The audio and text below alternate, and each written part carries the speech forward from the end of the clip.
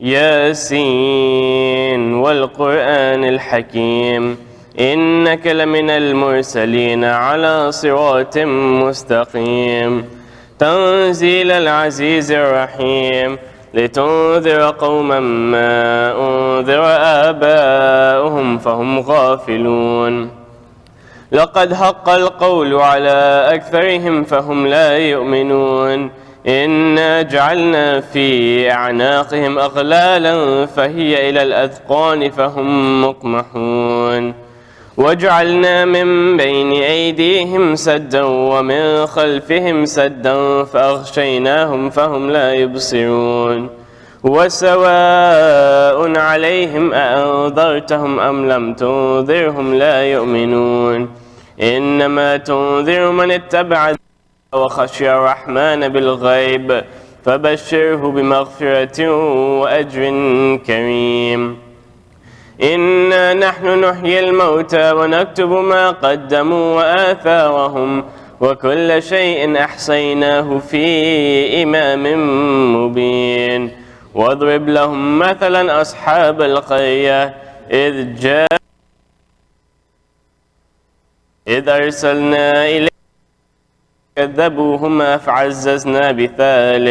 فعززنا بثالث فقالوا إنا إليكم مرسلون قالوا ما أنتم إلا بشر مثلنا وما أنزل الرحمن من شيء إن تكذبون قالوا ربنا يعلم إنا إليكم لمرسلون وما علينا إلا البلاغ المبين قالوا إنا تطيرنا بكم لئن لم تنتهوا لنرجمنكم وليمسنكم منا عذاب أليم قالوا طائركم معكم أئن ذكرتم بل أنتم قوم مسرفون وجاء من أقصى المدينة رجل يسعى قال يا قوم اتبعوا المرسلين اتبعوا من لا يسألكم أجرا وهم مهتدون وما لي لا أعبد الذي فطرني وإليه ترجعون أتخذ من دونه آلهة إن يردني الرحمن بضر لا تغن عني شفاعتهم شيئا ولا ينقذون إني إذا لفي ضلال مبين إني آمنت بربكم فاسمعون قيل ادخل الجنة قال يا ليت قومي يعلمون بما غفر لي ربي وجعلني من المكرمين وما أنزلنا على قومه من بعده من جند من السماء وما كنا منزلين إن كانت إلا صيحة واحدة فإذا هم خامدون يا حسرة على العباد ما يأتيهم من رسول إلا كانوا به يستهزئون ألم يروا كم أهلكنا قبلهم من القرون أنهم إليهم لا يرجعون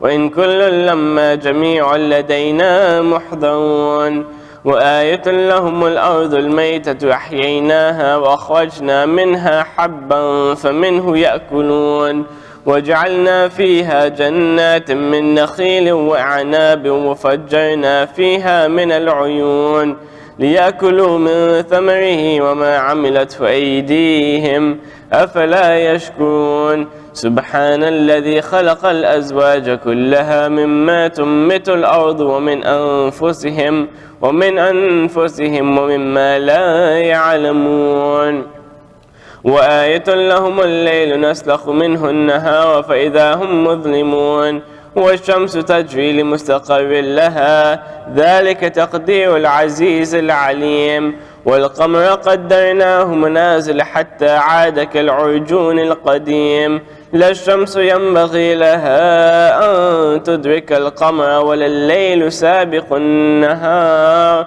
وكل في فلك يسبحون وآية لهم أن حملنا ذريتهم في الفلك المشحون وخلقنا لهم من مثله ما يركبون وإن نشأ نغرقهم فلا صريخ لهم ولا هم ينقذون إلا رحمة منا ومتاعا إلى حين وإذا قيل لهم اتقوا ما بين أيديكم وما خلفكم لعلكم ترحمون وما تأتيهم من آية من آيات ربهم إلا كانوا عنها معرضين وإذا قيل لهم أنفقوا مما رزقكم الله قال الذين كفروا للذين آمنوا أنطعم من لو يشاء الله أطعمه إن أنتم إلا في ضلال مبين ويقولون متى هذا الوعد إن كنتم صادقين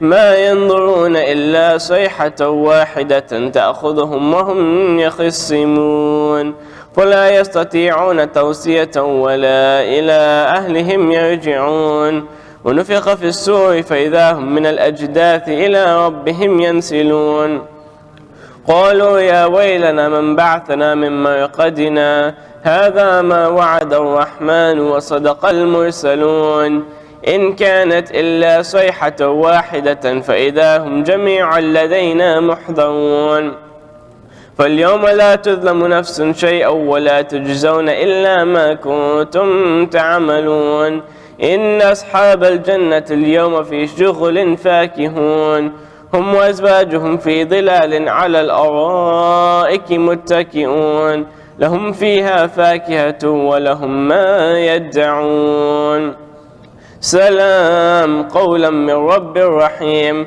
وامتازوا اليوم أيها المجرمون ألم أعهد إليكم يا بني آدم ألا تعبدوا الشيطان إنه لكم عدو مبين وأن اعبدوني هذا صراط مستقيم ولقد أضل منكم جبلا كثيرا أفلم تكونوا تعقلون هذه جهنم التي كنتم توعدون اصلوها اليوم بما كنتم تكفرون اليوم نختم على أفواههم وتكلمنا أيديهم وتشهد أرجلهم بما كانوا يكسبون ولو نشاء لطمسنا على أعينهم فاستبقوا الصراط فأنى يبصرون ولو نشاء لمسخناهم على مكانتهم فما استطاعوا مضيا ولا يرجعون ومن نعمره ننكسه في الخلق أفلا يعقلون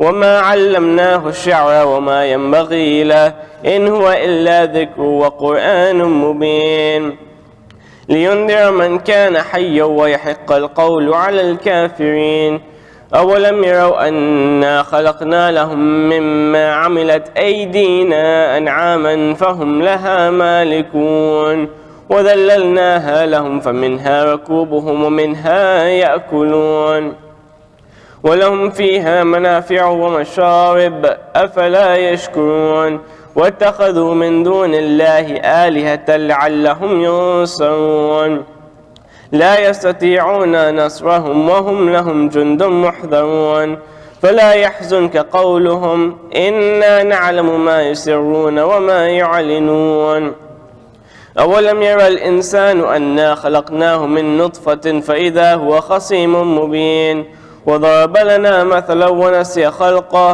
قال من يحيي العظام وهي رميم قل يحييها الذي أنشأها أول مرة وهو بكل خلق عليم الذي جعل لكم من الشجر الأخضر نارا فإذا أنتم منه توقدون أوليس الذي خلق السماوات والأرض بقادر على أن يخلق مثلهم بلى وهو الخلاق العليم إنما أمره إذا أراد شيئا أن يقول له كن فيكون فسبحان الذي بيده ملكوت كل شيء وإليه ترجعون صدق الله العلي العظيم.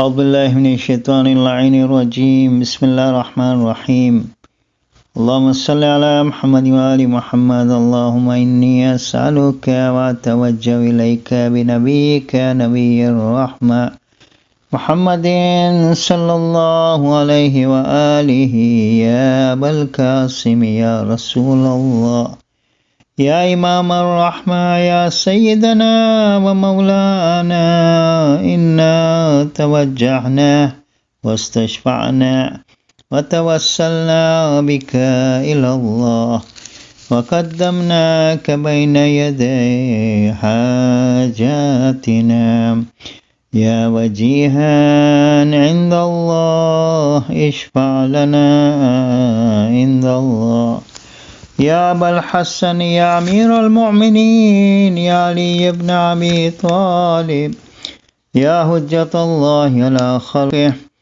يا سيدنا ومولانا إنا توجهنا واستشفعنا وتوسلنا بك إلى الله وقدمناك بين يدي حاجاتنا يا وجيها عند الله اشفع لنا عند الله يا فاطمة الزهراء يا بنت محمد يا قرة عين الرسول يا سيدتنا ومولاتنا إنا توجهنا واستشفعنا وتوسلنا بك إلى الله وقدمناك بين يدي حاجاتنا يا وجيهة عند الله اشفعي لنا عند الله يا أبا محمد يا حسن بن علي أيها المجتبى يا ابن رسول الله يا حجة الله على خلقه يا سيدنا ومولانا إنا توجهنا واستشفعنا وتوسلنا بك إلى الله وقدمناك بين يدي حاجاتنا يا وجيها عند الله اشفع لنا عند الله يا أبا عبد الله يا حسين بن علي أيها الشهيد يا ابن رسول الله يا حجة الله على خلقه يا سيدنا ومولانا إنا توجهنا واستشفعنا وتوسلنا بك إلى الله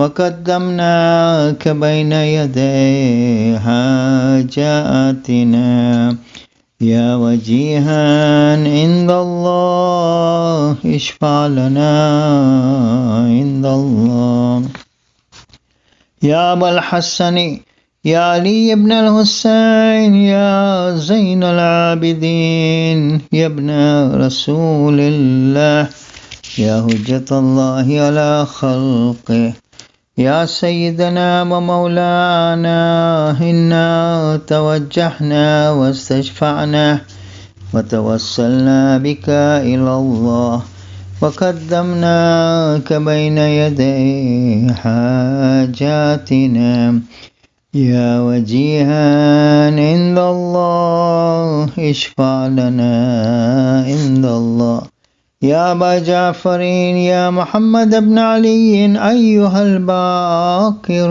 يا ابن رسول الله يا حجة الله على خلقه يا سيدنا ومولانا إنا توجهنا واستشفعنا وتوسلنا بك إلى الله وقدمناك بين يدي حاجاتنا يا وجيها عند الله اشفع لنا عند الله يا أبا عبد الله يا جعفر بن محمد أيها الصادق يا ابن رسول الله يا حجة الله على خلقه يا سيدنا مولانا إنا توجهنا واستشفعنا وتوسلنا بك إلى الله وقدمناك بين يدي حاجاتنا وجيها عند الله اشفع لنا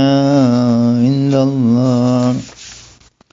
يا أبا الحسن يا موسى بن جعفر أيها الكاظم يا ابن رسول الله يا حجة الله على خلقه يا سيدنا ومولانا إنا توجهنا واستشفعنا وتوسلنا بك إلى الله وقدمناك بين يدي حاجاتنا يا وجيها عند الله اشفع لنا عند الله.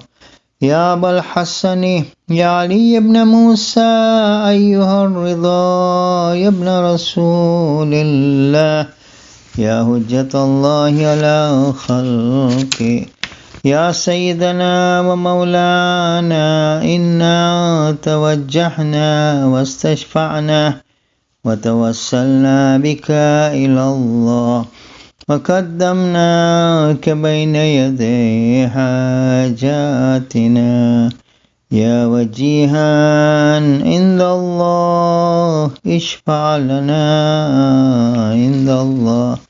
يا أبا جعفر يا محمد بن علي أيها التقي الجواد يا ابن رسول الله يا حجة الله على خلقه يا سيدنا ومولانا إنا توجهنا واستشفعنا وتوسلنا بك إلى الله وقدمناك بين يدي حاجاتنا يا وجيها عند الله اشفع لنا عند الله. يا أبا الحسن يا علي بن محمد أيها الهادي النقي يا ابن رسول الله يا حجة الله على خلقه يا سيدنا ومولانا إنا توجهنا واستشفعنا وتوسلنا بك إلى الله وقدمناك بين يدي حاجاتنا يا وجيها عند الله اشفع لنا عند الله. يا أبا محمد يا حسن بن علي أيها الزكي العسكري يا ابن رسول الله يا حجة الله على خلقه يا سيدنا ومولانا إنا توجهنا واستشفعنا وتوسلنا بك إلى الله وقدمناك بين يدي حاجاتنا يا وجيها عند الله اشفع لنا عند الله.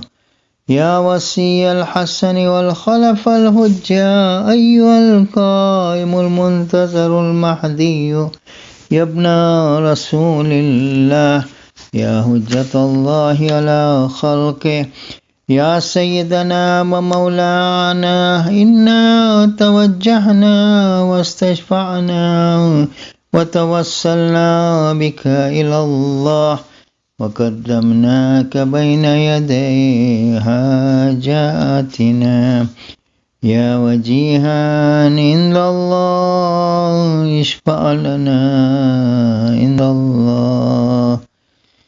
حاجات التماس دعاء. يا سادتي وموالي إني توجهت بكم أئمتي وعدت اليوم فقري وحاجتي إلى الله وتوسلت بكم إلى الله واستشفعت بكم إلى الله فاشفعوا لي عند الله واستنقذوني من ذنوب عند الله فإنكم وسيلتي إلى الله وبحبكم وبقربكم أرجو نجاة من الله فكونوا إلى الله رجائي يا سادتي يا أولياء الله صلى الله عليهم أجمعين ولعن الله أعداء الله ظالميهم من الأولين والآخرين آمين رب العالمين. اللهم صل على محمد وآل محمد. رحم الله من قرأ سورة مباركة الفاتحة مع الصلوات. اللهم صل على محمد وآل محمد.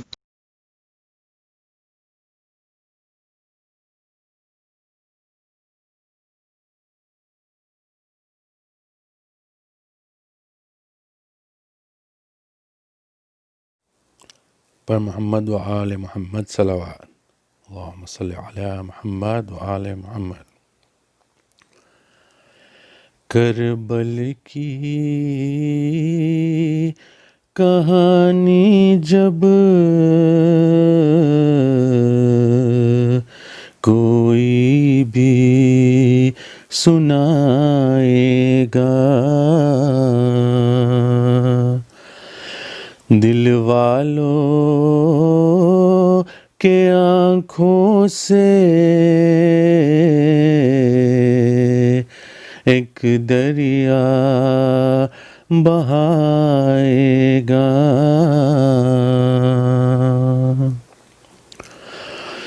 وہ کارواں سرور کا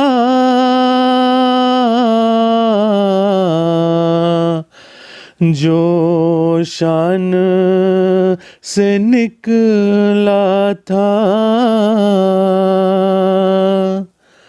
صغرا کو خبر کیا تھی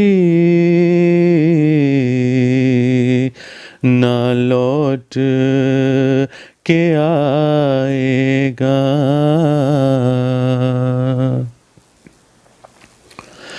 مہمان بلایا ہے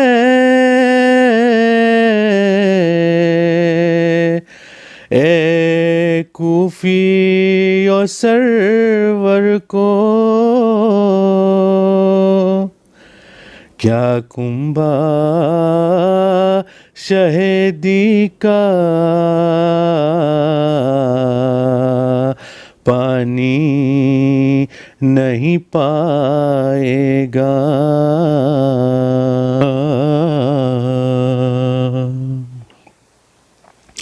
پامال ہوا قاسم یوں گوروں کی ٹاپوں سے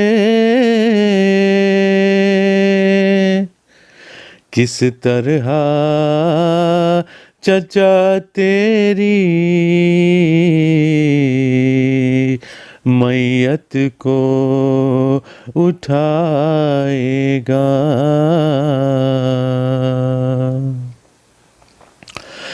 تھا ہاتھوں کے کٹنے کا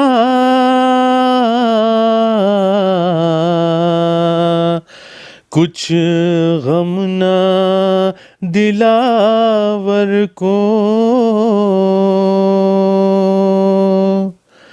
سیدانیوں کا پردہ اب کون بچائے گا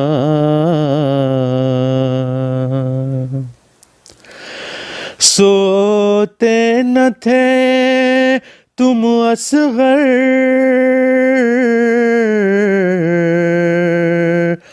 جھولے میں تڑپتے تھے دنیا کو خبر کیا تھی ایک تیر سلائے گا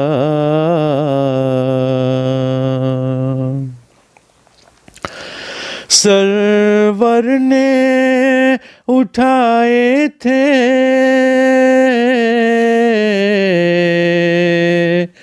سب ساتھیوں کے لاشیں،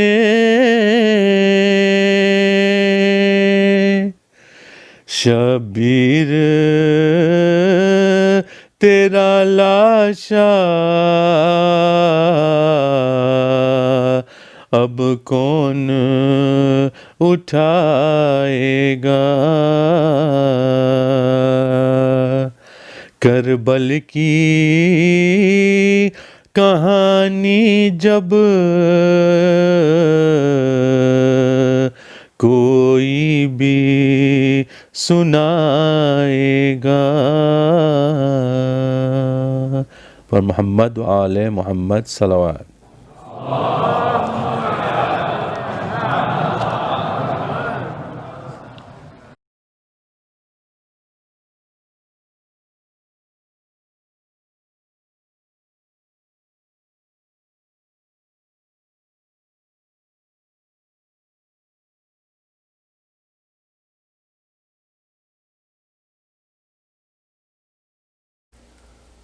Respected scholar, my elders, brothers, sisters, Assalamu alaikum wa rahmatullahi wa barakatuh. Surah Fatih is requested for all the names listed on the screen and Kul Marhameen Al-Fatiha.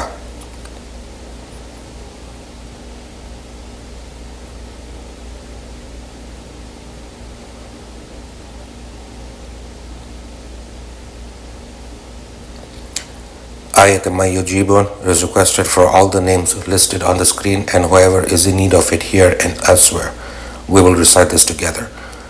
Bismillahir Rahmanir Rahim. Amman yujibu al-mustarra idha da'ah wa yakshifu as-su'. Amman yujibu al-mustarra idha da'ah wa yakshifu as-su'. أمن يجيب المضطر إذا دعاه ويكشف السوء أمن يجيب المضطر إذا دعاه ويكشف السوء أمن يجيب المضطر إذا دعاه ويكشف السوء اللهم صل على محمد وآل محمد.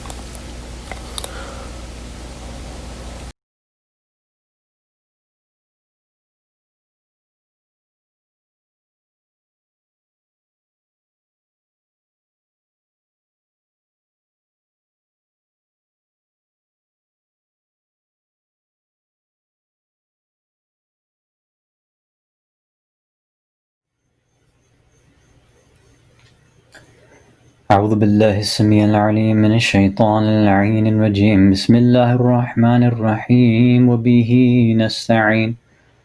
لا حول ولا قوة إلا بالله العلي العظيم. والحمد لله رب العالمين، والصلاة والسلام على أشرف الأنبياء والمرسلين، خاتم النبيين، شفيع المذنبين، رحمة للعالمين، سيدنا ونبينا وحبيب قلوبنا وشفيع نفوسنا والطبيب ذنوبنا أبي القاسم المصطفى محمد.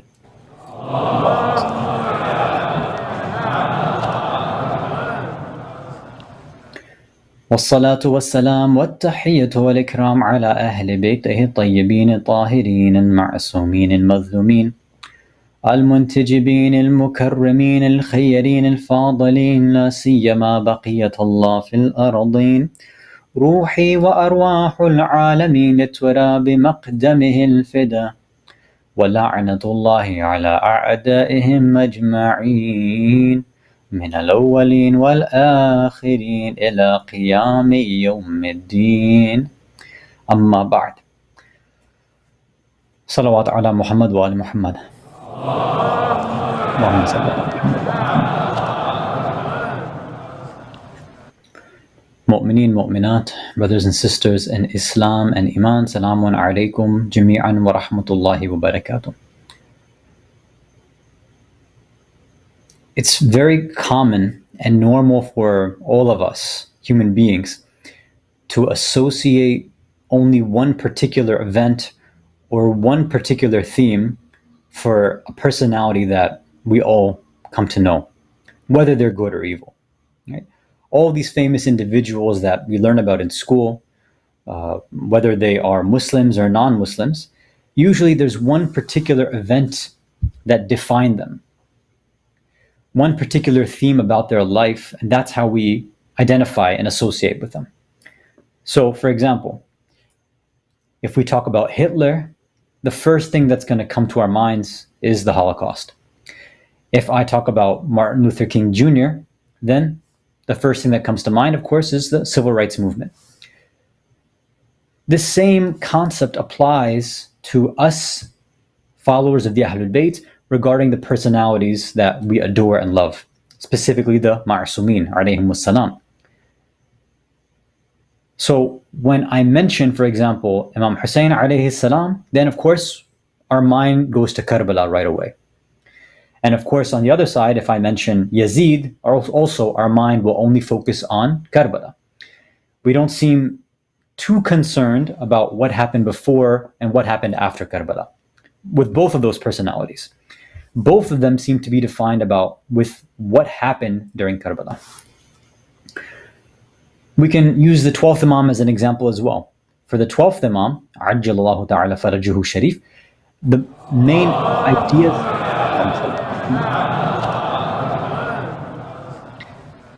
Whenever we think of the 12th Imam, it's hard for us to think of anything other than the ghaiba, right? The occultation or his disappearance, his return, or the signs of his return, right? That's pretty much it. Most of us don't think right away about what happened from birth up until the ghaiba. We're concerned with the kind of end of time stuff related to him. And that's kind of, whether fortunate or unfortunate, that's how we are, that's how we act, and that's how our minds kind of work. Now, one of the biggest problems of this is that we end up unjustly limiting and confining these personalities to a very, very narrow timeline. Right? We know that obviously Imam Hussein alayhi salam, he has a life before Karbala, right? And we should know that it's not just Karbala that defines him. There were so many other principles and ideas that he taught that most of us probably are not even aware of. If we think about the 12th Imam, right? There's so much more we can learn about him from his birth onwards up until the ghaiba that many, maybe you and I, or even myself, we don't know. Our question is this, that we'd like to examine tonight regarding our 6th Holy Imam, whose Shahada we are commemorating tonight, Imam Jaffer ibn Muhammad ibn Baqir As-Sadiq alayhi salatu wassalam.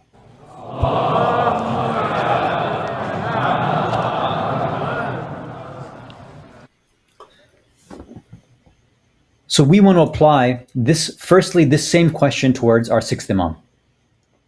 So the first question that hopefully we can try to analyze and understand and try to answer is, what is our main association when it comes to the 6th Imam?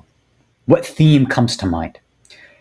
After we figure that out, which shouldn't take long because it should already be in your mind, then we're going to think about and try to analyze, why is it, or how have we been unjustly limiting and confining his life and his teachings?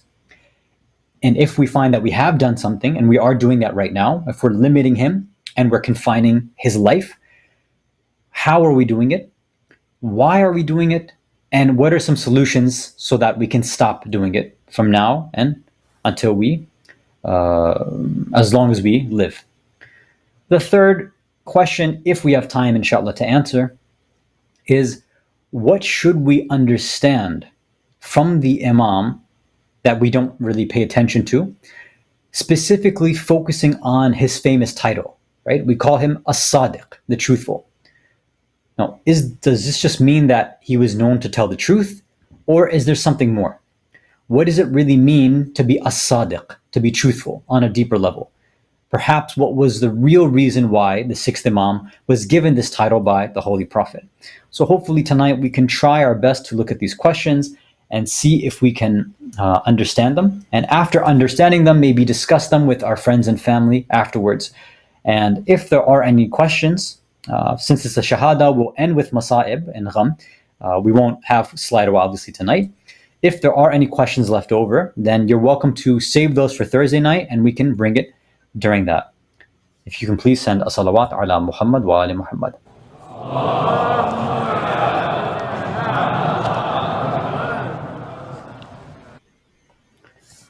So, first question. What is the main association and theme that comes to our mind when we think about our sixth holy Imam?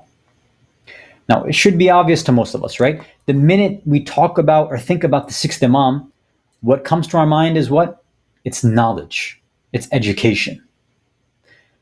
Of course, we know, right? I don't have to go through the history with you. I don't have to remind you. You all know the history. You've heard these before.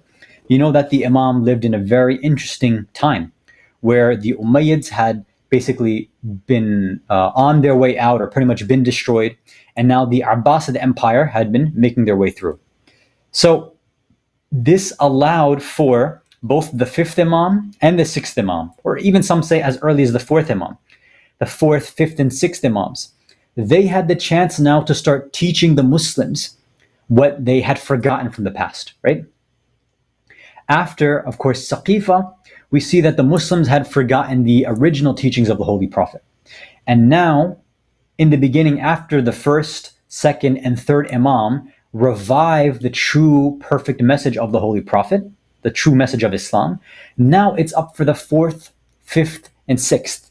It's up to them to reintroduce the proper teachings of the Ahlul-bayt, the proper teachings of Rasulullah, and the proper teachings of Islam from Allah, that only they can provide. So we know that, of course, the Imam had this open ability to discuss what he wanted to, right? Generally speaking. So we know that he had, they say, over 4,000 public students. And many of them, according to some narrations, many of them were not actually what we would identify as Shias. They weren't supporters of the Ahlul-bayt. They were just students of knowledge, or again, what we would call Sunnis in that sense. So the Imam was able to teach everybody, right? All these different sciences. Now, the specific point that I want to focus on is, I think, what we would, if I asked you, what subject do we know and do we consider famously expounded upon and explained by the sixth Imam? If I asked you, what subject? When we think of the sixth Imam, what really are we thinking in our minds? What do we want to talk about? And without fail, you ask any Shia, the answer they'll give is that the Imam was a master of science, right?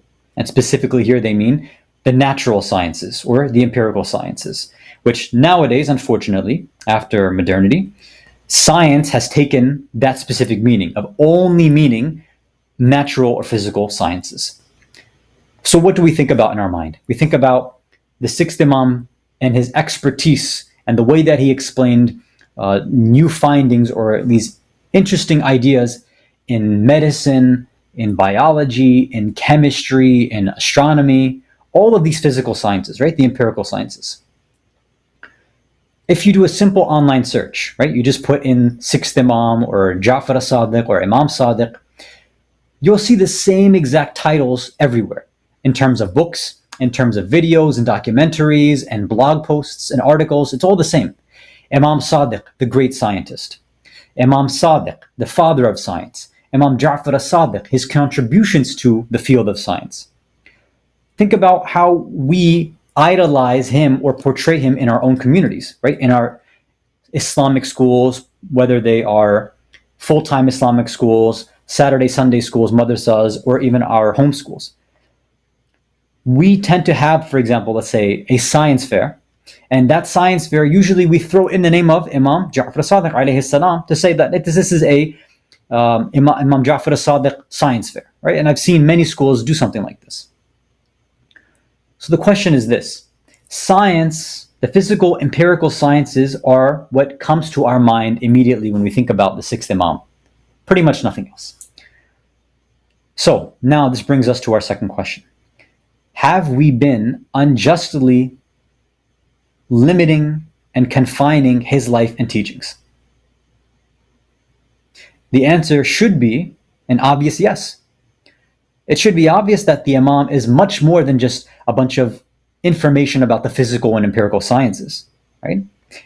If it's not okay to limit Imam Hussein to Karbala, if it's not okay to limit Imam Hasan to one treaty, if it's not okay to limit Imam Ali to a bunch of battles and to just to Saqifa, if it's not okay to limit Imam Mahdi just to the end of times and the signs and everything, why is it okay for us to limit and confine the sixth Imam just to the idea of the empirical and physical sciences?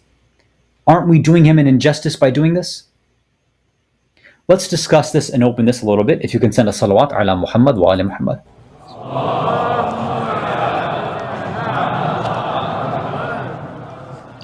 Now, some of you might be thinking, Hasan, what's the problem here? Are you anti-science? Islam's not anti-science. What is this fight that we're bringing up constantly about religion versus science, right? I thought this was done, and we know that our school of thought, the followers of the Ahlul-bayt, we are pro-science, and we have the proof from the sixth Imam to talk about this. Well, this question is obviously a deeper question, the idea of the relationship between religion and science. To answer it, there's two ways we can do this. There's a long answer, and then there's a kind of shorter answer. Obviously, tonight we're not going to do the long answer. But for those of you who have been tuning in on Thursday nights, that's pretty much where we are trying to answer this in a more detailed fashion. The relationship between religion and science and how the relationship has changed over time, right? So for those of you who have been listening on Thursday nights, here's another discussion question for you to discuss after the majlis tonight, inshallah, with your family and friends. Think about this. Are we Muslims, us Shias, the ones who are talking about Imam Sadiq alayhi salam being the father of science and the founder of science, are we repeating history and falling into the same trap and making the same mistakes as the Christians did in Europe during the so-called scientific revolution and the Enlightenment? Think about that and discuss afterwards. And maybe as we go forward in our Thursday night discussions, we'll hopefully open that question up little by little. So that's the kind of long answer. Now, what about the short answer? Now, I know there are common responses that you and I would probably give to somebody who is quote unquote anti-science or is focusing and trying to turn our focus away from science. Although I'm sure many of you haven't heard this position before, but I felt it's my duty to do this because I feel like we need to do more justice to our sixth Imam. So what are the common responses? As we've said before, people say that religion doesn't go against science. In fact, it goes hand in hand with science, right? Religion and science go together, right? We can bring people to Islam, specifically Shia Islam, through science. Look at the Imams. They use science to prove, the attributes of God or to prove God's existence, to prove creation of the world. They use it to debate atheists and all these ideas, right? And I'm sure every single one of you, because of what you've learned in various majalis and lectures, or maybe some of the books you've read, or maybe some of the narrations that you've heard, based on those, you have this idea, and we have this idea in our mind that the Imams, their main focus was science, specifically the sixth Imam. Let me give the famous example that I'm sure every single one of you, young and old, all know. I'm sure you've heard different variations of the Imam using this idea of an egg, right, to prove the idea of creation and the power of God, right? And there's different versions. So I'll give you one of the famous versions, right, where somebody asks the Imam, prove to me that God exists, right? Prove to me that there is some sort of creation happening. So the Imam says, hey, look at this egg. See, within the egg, it's protected on the outside. Nothing can get in. And you know that in this egg, there's a silver white liquid, and then there's also the yellow orangish liquid that, neither of them mix. How could this exist without a designer, right? And of course, another version says, when you crack open that egg and you open it up, there you still see that everything is kept intact, even when you break it open. Or some versions of the narration say, when you open it, you can even find something like a bird inside of that. When you know that there was no bird before, just from these two liquids, you know that from there you get this creation, this bird inside of this egg. And then we hear at the end of the narration where the person says, Ashhadu an la ilaha illallah, and you're the Imam, and all that wonderful stuff, and we all send our loud salawat, and we all feel happy about hearing that, right? And I guess we can send a salawat right now. Salawat ala Muhammad wa ala Muhammad.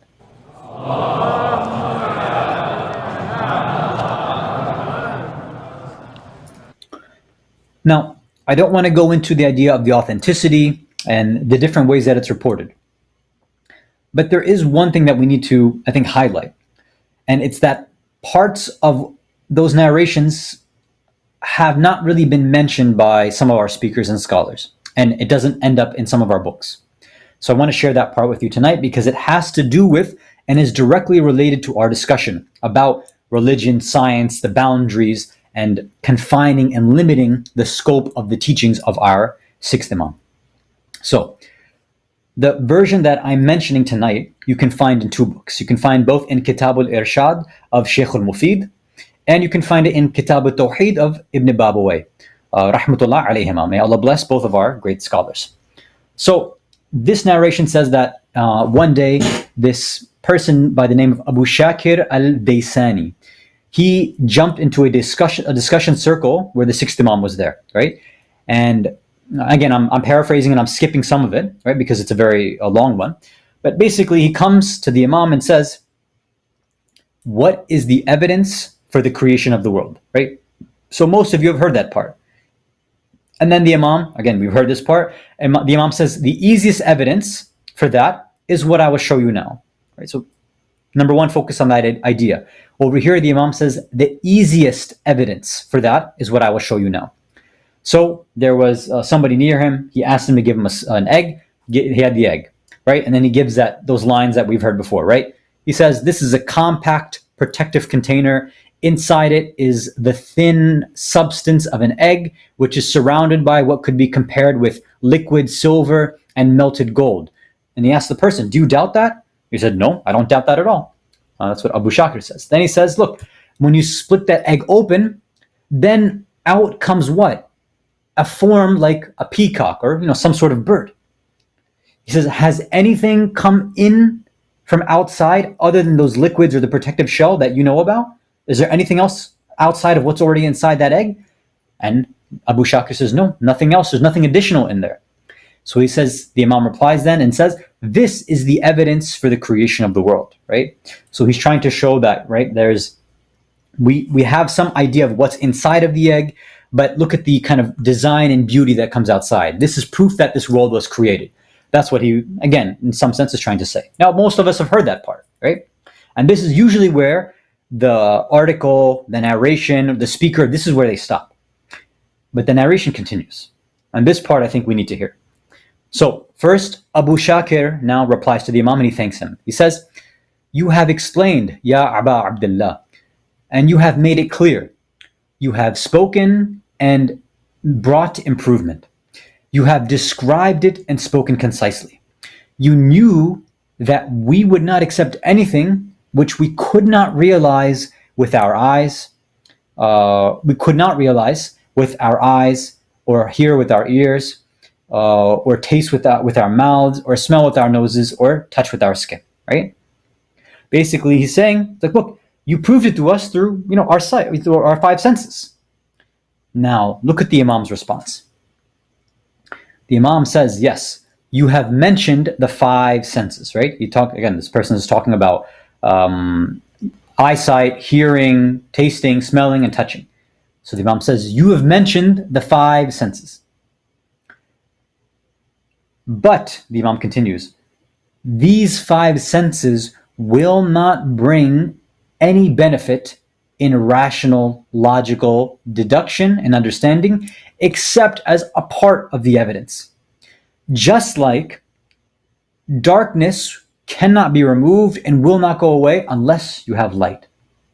Shaykh Mufid adds commentary here, right? And he says, what the Imam perhaps is trying to say is that the five senses that we have are completely useless unless the intellect, our reasoning, is there as well, right? It's reason that allows for the five senses to understand things in the world. If your reasoning is not there, if your logic is not there, if deduction is not there, then the five senses become absolutely useless, right?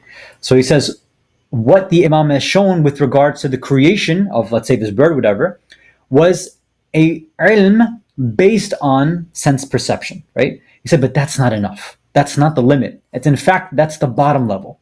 That's a small level and a weak level of understanding. And this is sometimes things that aren't really explained by our scholars and speakers, right? And this causes us to limit the type of education that we give regarding the sixth Imam or regarding Islam as a whole. The Imam is trying to emphasize the science of logic, the science of critical thinking, the science of deduction, philosophy, metaphysics. Are we teaching those things to our kids? Do we include them in our curriculum, in madrasa, or in our home schools, or in our Islamic schools? Are we teaching our children, whether unintentionally, subconsciously, are we teaching them to make religion a slave to science, meaning the five senses? Or are we using it, as we should, as a stepping stone, so that they can use it as an aid and an assistant, so that they can use higher levels of knowledge, so that they can have a fuller picture of reality? Think about this for yourselves, especially those of you who are in the position of education, who are administrators, who are teachers, who are parents. Think about this, and of course, question yourselves. Have we limited the Imam and Islam to this scientific understanding, which the Imam is saying this is the lowest way you can understand? There are higher levels, and this is what we need to do. We have to remove this net. We've caged the Imam in science. We've caged Islam in science. And our scholars who are involved and are experts in the intellectual sciences say, this is not a way that we can limit Islam. We have to break that cage open and show people that there are higher ways of understanding the beauty of Islam. Salawat ala Muhammad wa ala Muhammad.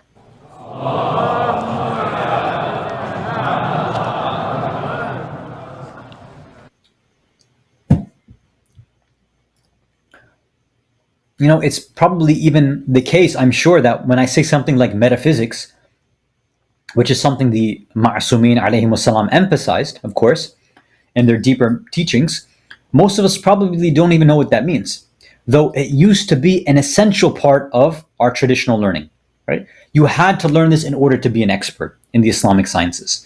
But unfortunately, over time, things like this have been cut out. And now all we do is focus on this idea of science. So we are doing an injustice to the sixth Imam. We're doing an injustice to all the Imams when we focus just on science. We're doing an injustice to Allah and the different ways and the higher ways that He's allowed us to understand reality. Now, the question might come, of course, which is our next question here. Why has this happened? For some of you, this might be very strange.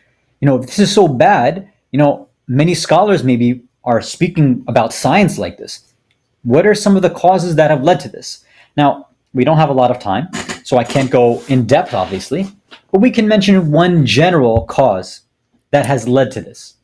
And as I'm explaining it, I'm sure it'll become obvious to you, and I'll cite one example as well. The reason, or perhaps one of the main causes, the deadliest cause to lead to our misunderstanding of Islam, of the Ma'asumin, and of Islamic teachings in general is what? It's because we have an incomplete, a deficient, and unreliable source of knowledge. Our information about Islam is weak. It's incomplete. Why is it incomplete? Why is our knowledge incomplete? Because the sources that we use are also incomplete, deficient, and unreliable.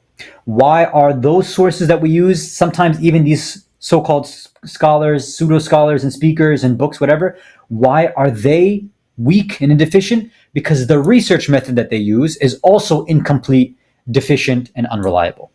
And most of us have no clue what's going on behind the scenes. I want to give one example, and I think it should be clear to everybody. I guarantee right now, every single one of you, if you go back to your bookshelf, you probably all have this book. If not the physical copy, you probably have the PDF, or you've read the online version of this book called The Great Muslim Scientist and Philosopher, right? The book that's about our sixth Imam, Imam Jaffer As-Sadiq alayhi salatu wassalam.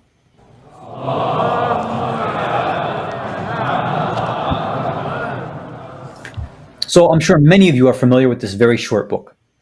A lot of the information you probably have about the sixth Imam is coming from a book like that, right? There's some major problems with that book. I'm only going to allude to a few of those points, right?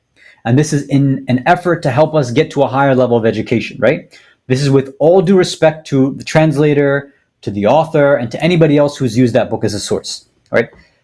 We all stand in need of correction of knowledge, right? All of us, including myself, first and foremost myself. This is not meant to cut anybody down. But if I don't mention this, I don't know if anybody else will. And I have a duty to share this information with you because I don't want people relying on a book like this. So this book, again, what is the title? The Great Muslim Scientist and Philosopher. So first thing that should kind of catch us off guard or kind of make us question this, why is the sixth Imam being called a great scientist and philosopher? Right? That should ring, that should ring a kind of warning bell there. Okay. This book is an English translation, which comes from originally a Farsi source. The Farsi title is called Maghz Mutafakkir Jahan Shi'e, right?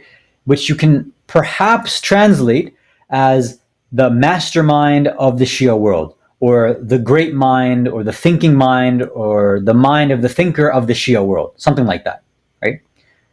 Now, it would be very strange for us to refer to the sixth Imam as the mastermind of the Shia world, but I don't know, it depends on what you think of the word mastermind. Great thinking mind, fine. The whole point is this. Where do you get from Maghz Mutafakkir, right? The mind, or the mastermind, or the great thinking mind, whatever, however you want to translate it, of the Shia world. How do we get this translated title of the great Muslim scientist and philosopher? Already there's a problem. Even the translation of the title has some issues there. Now, this Farsi book that was written, this was done by, this was actually a translation by somebody named Zabihullah Mansuri, an Iranian.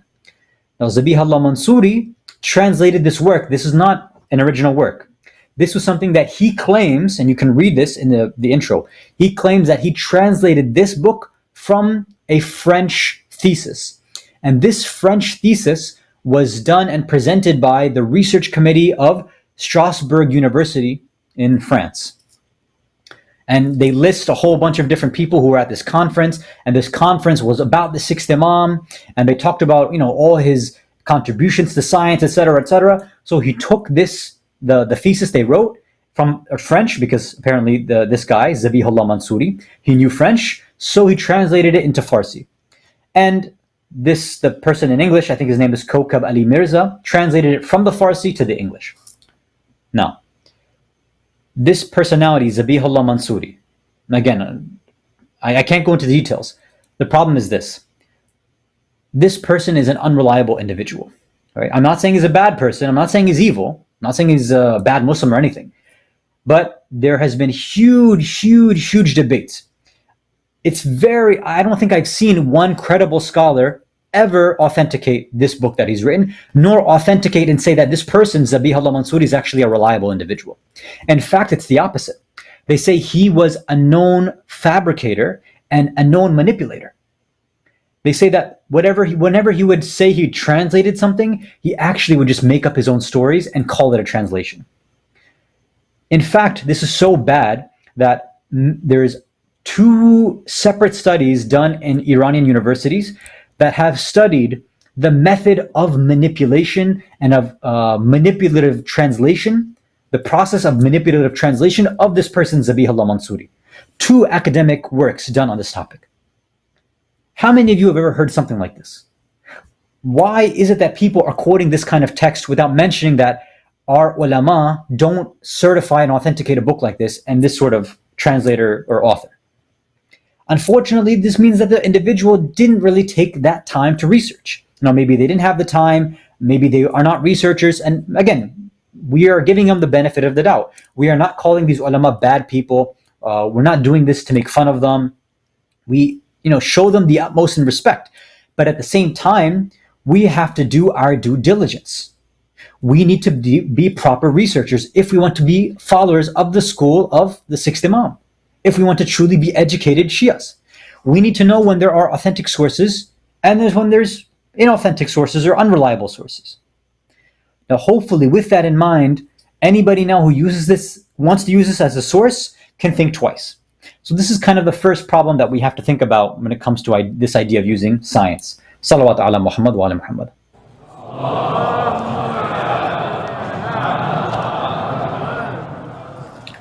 The second kind of issue or cause or problem that we need to think about is this. When we are quoting these kind of scientific proofs that the sixth Imam mentioned, whether it's in this book that we just mentioned or other books,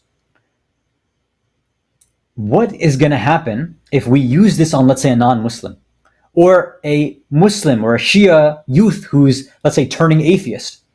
We quote him some scientific proof that the Imam gave about, let's say, the Big Bang or Darwinian evolution or the nature of light or the stages of creation of life, death, whatever it is. All the things you can find in these kind of works. So what happens if we use this, we mention it to somebody, and then we actually find out that, you know what, that information is false. In the scientific community, the information that apparently the sixth Imam is giving or any of the other Imams is incorrect. It's unscientific. Now you got your foot in your mouth. Now you've made Islam look much worse. And now you have to start backtracking. Oh, no. The Imam didn't mean Big Bang. Sorry. Oh, the Imam meant string theory. And then when they disprove string theory, say, oh, no. Sorry. Imam didn't mean Big Bang. He didn't mean string theory. Oh, he meant quantum mechanics. Then what's going to happen is science will change again, because there is no such thing as a scientific fact. Science will change again, and then quantum mechanics will go out the door and something new will come. Why is it that we're always trying to play catch up with science when Islam, the Ahlul-bayt, give us access to higher sciences? Why are we bothering with this? Now, we're not anti-science, but we also have to understand how science is the lowest level of a way to understand reality. We need to start working on looking at the higher sciences that the Imams have mentioned. Why aren't we talking about, again, the science of metaphysics, the higher sciences of mathematics and arithmetic that have been mentioned by the Ma'sumin? Not the fact that they can divide camels up equally between people. No, I'm talking about sacred geometry, sacred math, sacred arithmetic, the secret of the number infinity, the secret of the number 0, the secret of the number 1. Why is it that we have this idea of 786, 110, and 313? These things have deeper metaphysical, philosophical, mystical meanings. Why aren't people talking about this? Mentioned in the Quran and the Ahadith. These are things that we need to know, and we need to be teaching our children at a younger age. And if we don't know, we should learn so that we can teach our children. Right? There's so many other things we can do just beyond the idea of science. Right? What about the akhlaqi, irfani teachings, the mystical teachings of Imam Sadiq alayhi salam? Why is it that, excuse me, we focus on this 1, 2, 3 books about the scientific achievements, but when we have this other work attributed to him, that some of our scholars do believe can be rightfully attributed to him, that's called what? Misbahul Huda, right? Or sorry, Misbahul Sharia, right? The Lantern of the Path. This is a famous book that some of our scholars, there's a difference there, but some scholars say we can use this book. There's deep metaphysical teachings in there. There's deep irfani, akhlaqi teachings there. Why aren't we using this as a text and teaching it in our schools? We really have to call into question what aim and goal we have, what kind of Islam we want to portray. Do we want to limit it to just the physical scientific world that we have seen has caused the rest of the world, the rest of the monotheistic world, especially the Christians, this has caused the major issues and why so many individuals now are leaving the faith? Do we want to follow those same footsteps, or do we want to access and harness the true teachings, the higher teachings of the Ahlul-bayt, alayhim as-salatu was-salam, salawat ala Muhammad wa ala Muhammad.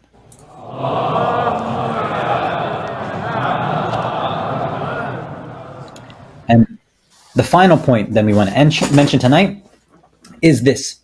We know that the famous title that we know the Imam by, of course, all of the Imams and the personalities that we know have many titles, but we know him as Imam As-Sadiq, the truthful one, right? The one who tells the truth.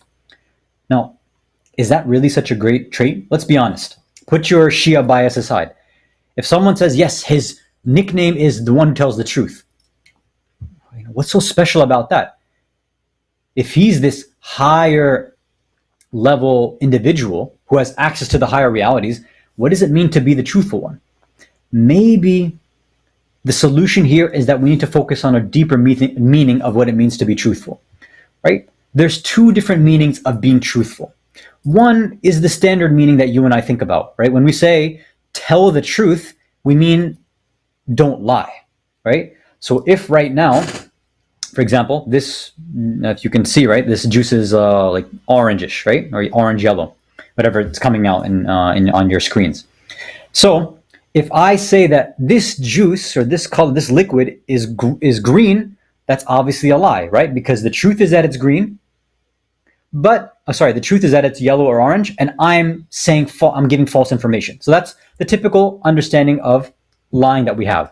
That I know what is true, I know it's real, but I go against it, and I say something other than that. But there's another meaning of truth, right? Right now, for example, maybe some of you have drinks in your cup, right? Maybe you're drinking chai or water, I don't know, in the comfort of your homes. Right now, if I say that, let's say X individual who's listening, they are drinking chai in a blue mug. Now that could be true, or that could be false. I'm not actually lying in the first definition, right? Because, well, I don't know, right? So I'm just kind of taking a guess here. I'm using limited kind of information or variables that I might know and just taking an educated guess that, yeah, maybe they're drinking chai in a blue cup. So I'm not lying. It's not that I know what the truth is and I'm going against it. I actually just don't know what reality is. I don't know the truth. I'm just giving a statement out of maybe what the truth is. The second definition of lying is what? Of being truthful is what? The second definition, the deeper, higher level meaning of truthful is what? Only saying something that is real. Only speaking in accordance with reality. And the only way you can do that is if you truly know all of reality. If you know the higher levels of information and not just these lower levels of information. And that's a very tough thing for us to understand. Of course, we have the teachings from the Ahlul-bayt, and we can perhaps try to understand this from some of their teachings, where we see, for example, in many narrations, the Imam mentions that we can come to understand Allah through what? The heart, the light of faith. We can use our minds using logic and reason. We can use also our eyes and science, right, to notice the beauty and composition of the world. But we don't want to limit it at just one level. We want to try to increase and understand at all different levels. That way, when we're speaking about Allah, we can truly be truthful. If we just speak about that lower scientific God, yes, we're not lying, but we're not being absolutely truthful in that second, deeper, higher level meaning. So what we want to try to do in honor, in commemoration of the sixth Imam, is try to expand our knowledge, to make sure we don't say things when we don't know what we're talking about. We don't just say things because we have an opinion, that we take the time to research, we educate ourselves, we don't use unreliable sources or inauthentic sources. If we don't know how to research, then maybe we shouldn't be speaking. Just because we can say something on social media, just because we can give our opinions in a WhatsApp group, doesn't mean we need to, and doesn't mean we have to.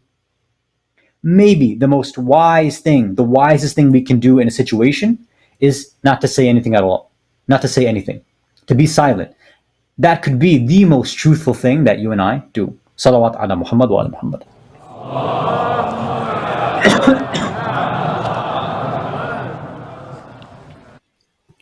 So we ask Allah that He helps us understand these higher levels of teaching, these different methods of education that have been passed down by all of our Imams, including and especially our sixth Imam.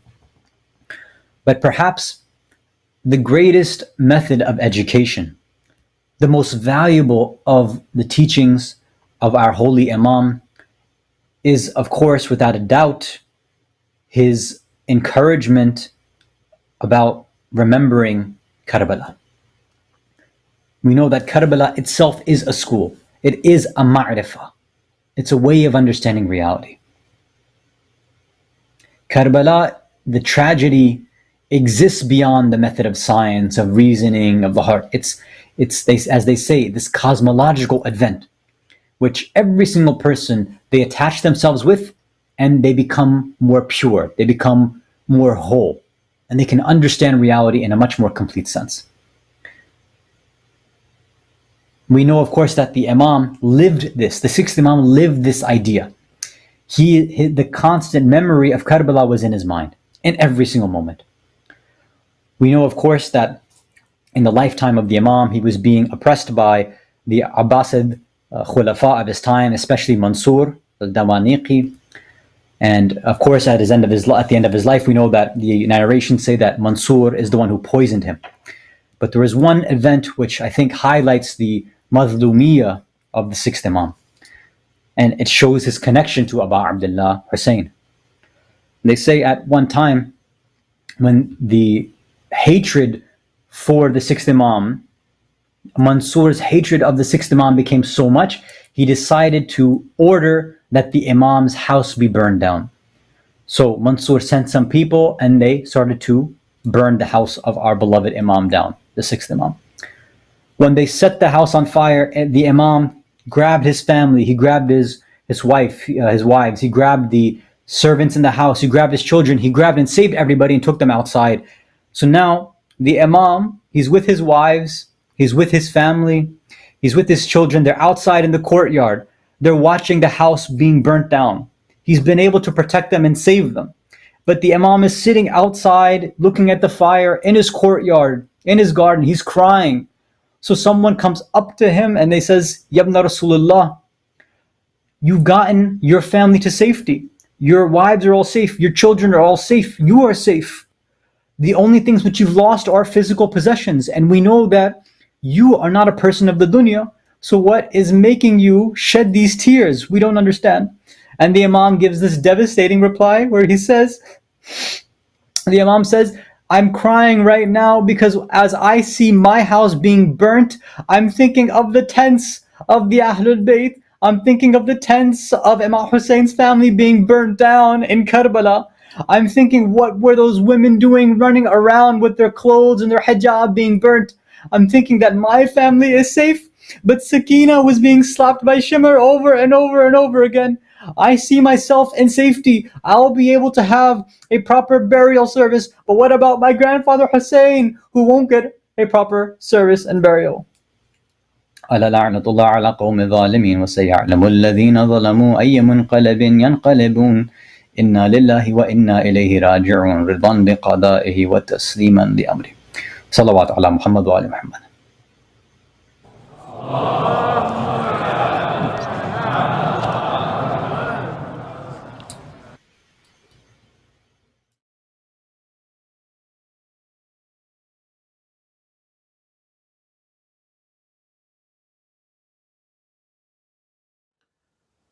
Ya Hussein, Ya Hussein, Ya Hussein, Ya Hussein.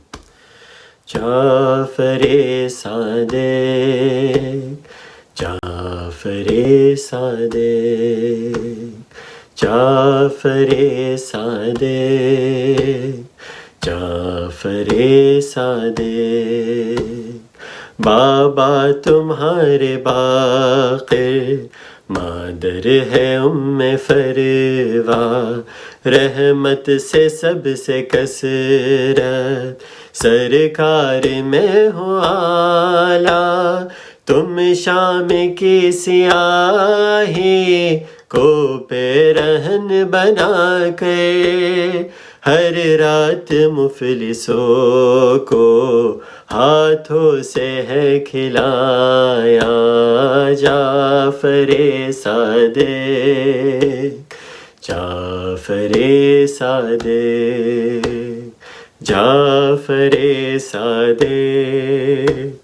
जाफर-ए-सादिक।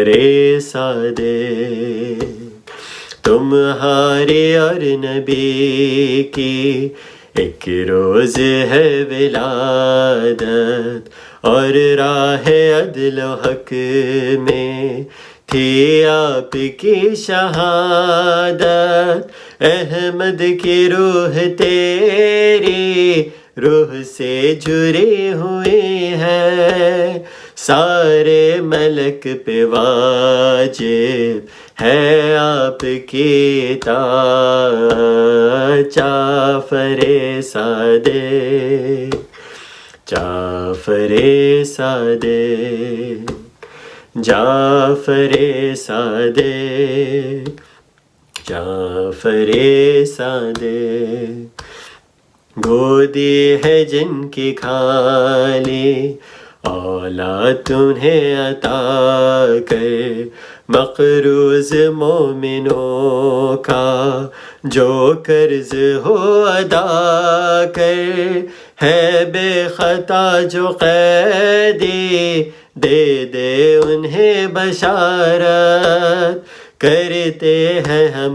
توسل ہاتھوں کو اب اٹھا کر جعفر صادق جعفر صادق جعفر صادق جعفر صادق تم کو ستا رہا تھا عاشور کا وہ منظر ایک بہن نے جو دیکھا ایک بھائی زیر خنجر پیارا سا اس کا چہرہ دیکھا تھا خون میں تر رو کر وہ گر پڑی جب تن سے جدا ہوا سر جعفر صادق جعفر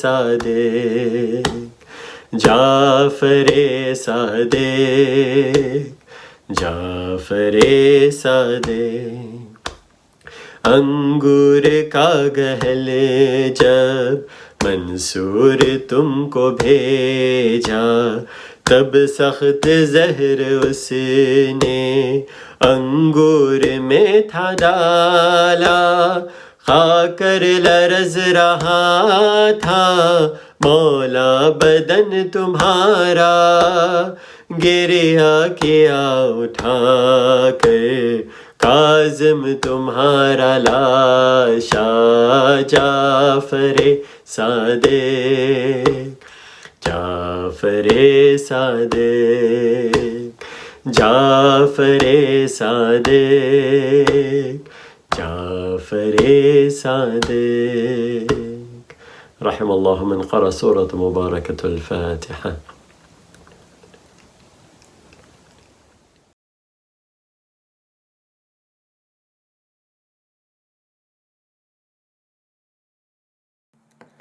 اللهم صل على محمد وآل محمد.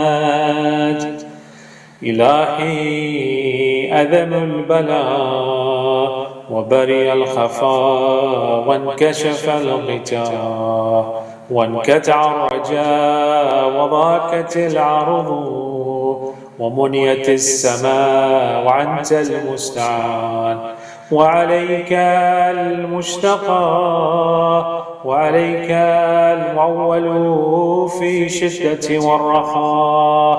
اللهم صل على محمد وآل محمد أولي الأمر الذين فرضت علينا طاعتهم وعرفتنا بذلك منزلتهم ففرج عنا بحقهم فرجا عاجلا قريبا كلمح البصر أو هو أقرب يا محمد يا علي يا محمد.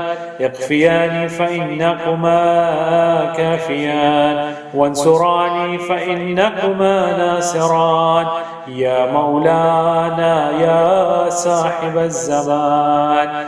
الغوث الغوث الغوث أدركني أدركني أدركني الساعة الساعة الساعة العجل العجل العجل يا أرحم الراحمين بحق محمد وآله الطاهرين. السلام عليك يا أبا عبد الله، السلام عليك يا ابن رسول الله، السلام عليك يا ابن أمير المؤمنين وابن سيد الوسيين، السلام عليك يا ابن فاطمة الزهراء سيدة النساء العالمين، السلام عليكم ورحمة الله وبركاته. السلام عليك يا مولى ابن مولى، السلام عليك يا غريب الغرباء، السلام عليك يا سلطان أبو الحسن علي بن موسى الرضا ورحمة الله وبركاته. السلام عليك يا صاحب الزمان، السلام عليك يا خليفة الرحمن، السلام عليك يا شريك القرآن، السلام عليك يا كعبة الإيمان، السلام عليكم يا أهل بيت النبوة جميعا ورحمة الله وبركاته. بسم الله الرحمن الرحيم. اللهم كن لوليك الحجة ابن الحسن صلواتك عليه وعلى في هذه الساعة وفي كل ساعة وليا وحافظا وقائدا وناصرا ودليلا وعينا حتى تسكنه أرضك طمعا وتمتعه فيها طويلا.